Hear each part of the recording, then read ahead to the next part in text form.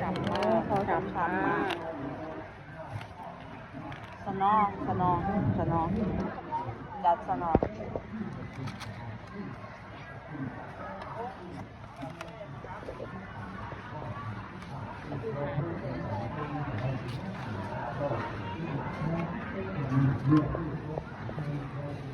อันนี้ทำมาพร้อมข้าวปั้น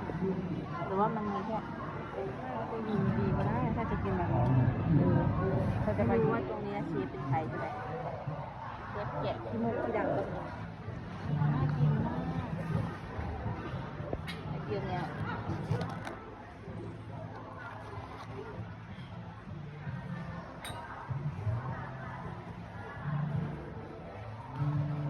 โอ้เตียงมันส้มไปหมดเลย